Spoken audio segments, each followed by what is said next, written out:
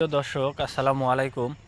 আপনারা সবাই কেমন আছেন? আশা করছি আপনারা সবাই অনেক ভালো আছেন। এই যে বন্ধুরা দেখতে পাচ্ছেন আমাদের গ্রামের কৃষকেরা কীভাবে বাড়ির আশেপাশে এই লাল শাকগুলো চাষ করে থাকে। বন্ধুরা, আপনারাও চাইলে কিন্তু খুব সহজেই কিন্তু এই লাল শাকগুলো কিন্তু চাষ করতে পারেন। বন্ধুরা, এই লাল শাকের মধ্যে রয়েছে প্রচুর পরিমাণে ভিটামিন। বন্ধুরা, যা খেলে বন্ধুরা আপনারা অনেক উপকার পাবেন। বন্ধুরা, আমরা নিজেরাই কিন্তু এই লাল শাকগুলো খেয়ে থাকি। বন্ধুরা, আপনারাও চাইলে কিন্তু এই লাল শাকগুলো কিন্তু খেতে পারেন। বন্ধুরা, কারণ এই লাল শাক খেলে কিন্তু আমরা অনেকেই উপকার পেয়ে থাকি। আপনারাও চাইলে কিন্তু এই লাল শাক খেয়ে কিন্তু উপকার পেতে পারেন। বন্ধুরা, অত্যন্ত উপকারী এই লাল শাকগুলো কিন্তু গ্রামের কৃষকেরা এই বাড়ির আশেপাশে চাষ করে থাকে। আপনারাও চাইলে কিন্তু বাড়ির আশেপাশে এই লাল শাকগুলো কিন্তু চাষ করতে পারেন। বন্ধুরা, দেখে নিন বন্ধুরা, কারণ এই লাল শাক কিন্তু খাওয়ার জন্য বন্ধুরা অবশ্যই বাড়ির আশেপাশে প্রতি জমিতে আগে এই লাল শাকের যে বীজগুলো আছে হাট বাজার থেকে আপনাকে কিনে আনতে হবে এবং তারপর জমিতে কিন্তু আপনাকে রোপণ করতে হবে।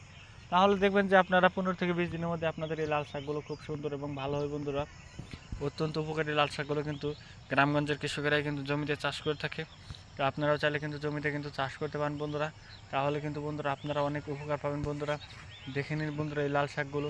লাল শাক খেলে কিন্তু আপনারা খুব সহজেই কিন্তু বাড়ির আশেপাশে কিন্তু আপনারা উপকার পেয়ে যাবেন। বন্ধুরা, তো বন্ধুরা, যদি আমাদের এই ভিডিওটি ভালো লেগে থাকে তাহলে বন্ধুরা অবশ্যই আমাদের এই ভিডিওতে লাইক করবেন এবং কমেন্টে আপনাদের মতামত জানাবেন। ধন্যবাদ আপনাদের সবাইকে। আসসালামু আলাইকুম বন্ধুরা।